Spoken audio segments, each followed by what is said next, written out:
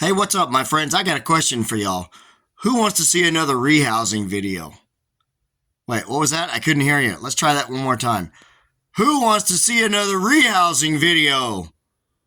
All right, that's much better. I think I heard somebody 2 states away.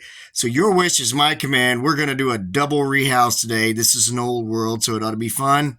Some of you may remember a month ago, I rehoused one of my Poecilotheria subfusca lowland, one of three. I bought a new enclosure, wanted to try them out, and these guys needed bigger houses, so I did that video. Some of you may remember it.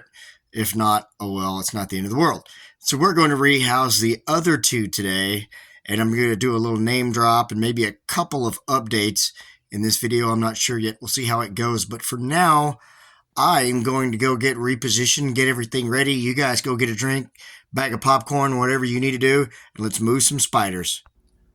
All right, y'all. So as usual, I don't have an exact, precise way I would like to move these animals. So we're just going to, like usual, wing it. But we do have our typical rehousing materials, like the catch bottle and a few little motivating apparatus. And I'm away from the camera, so hopefully everything stays in focus because I really want to focus more on the moving of the animals. Then we'll focus on getting a look at them. Safety first. As you can see, I've got my typical crumpled paper towels. That's a Tom Moran method. I cannot take credit for that. I don't know if I want to try to poke this one. Maybe I'll try that first to see how it responds. I apologize. You guys probably won't see a whole lot but the back of my hands for a little bit. But as soon as we get these guys out, then we can definitely give you a look at them.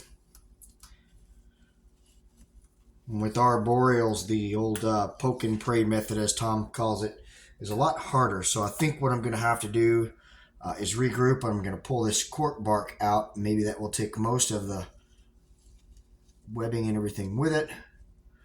And it looks like the spider's going to come with it. There it is right there. If it's in frame, I really can't tell because, like I said, I am not near the camera. Maybe from here, I can just convince it to go into the bottle. Nice and easy. You always want to go nice and easy and slow, especially with arboreals. And there we go. That was nice and easy. Textbook. So that's the first one out of its enclosure. Excuse me while I walk around to the camera. Let's see. Kill the flash. I'll give you a look at these guys a little bit as we put them in their new home. But let's go ahead and put this one in its new home and talk about a couple of other things. All right, so y'all remember a month ago I did a video where I wanted to try out a new enclosure brand that I had heard rave reviews about, especially from some really close friends of mine in the hobby. Wanted to try them out. Had some juvenile arboreal tarantulas that need to be rehoused, so I did that video. And that was the Herp Cult. I cannot remember the name of the size on this one. It's a 6-inch by 6-inch by 9-inch. It's pretty good enclosure for a medium-sized arboreal, or as in the case of these guys, a juvenile enclosure for a while. Very well-made enclosures. Lots of ventilation. My favorite feature, of course, is the magnets on the lid, so that when you just slide the lid in, it clicks closed and you know it's shut. My only criticism, of course, would be no room here to work. With big hands like mine, I can't get them in there. Fortunately, I've got tongs that I use to help me with that. And no front access. Now, there's a remedy to this problem. Herp Cult does make double opening enclosures, but they're a little more expensive. So I don't know how many more of these I'm going to get. I did purchase one more Herp Cult enclosure, and then a very close friend of mine from a group that I met on Facebook, a fellow keeper and breeder out of the Miami area, Rick Algren, was actually gracious enough to send me this one and this really cool resin corner water dish down here.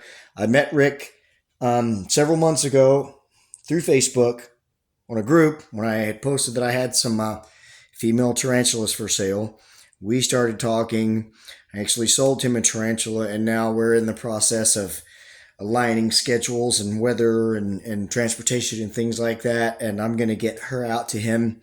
And as a way to say thank you, he sent me a care package with this enclosure, which is actually not labeled as a herp cult, but it's the exact same size, exact same everything. So one company makes these, and then Herp Cult puts their name on them, and then other companies maybe not.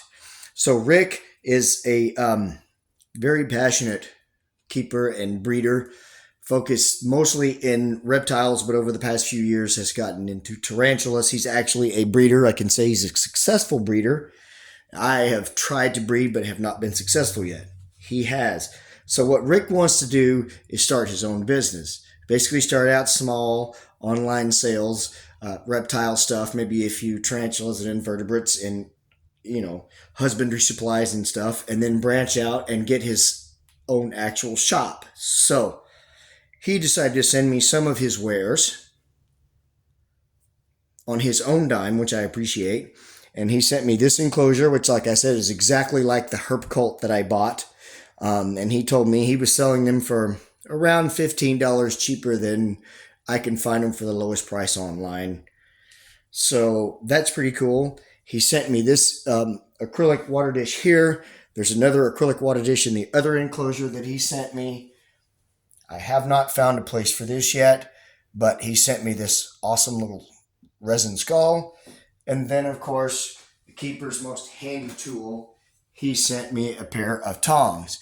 Now, these tongs here are not coated, and they are kind of pointy. So what I did was I used these for like making an enclosure. For instance, I can't get my hands down in here. So in order to pack the substrate around the cork bark, I used these tongs and I held the cork bark in place while I dumped the substrate in and packed it around and everything. And so that comes in handy. So Rick Algren, hope I said that right, buddy. Thank you so much for the awesome care package. Hopefully we can drum up some business for you guys. Enough of me yapping. Maybe we can get a look at this beautiful tarantula now. It has actually been pretty calm for the most part.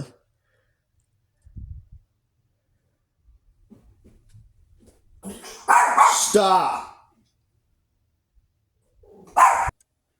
So sorry about that, y'all. I forgot I had an Amazon delivery coming today. So now that we're done with the interruptions, here we go. Again, this is the Poecilotheria subfusca lowland. Absolutely stunning species.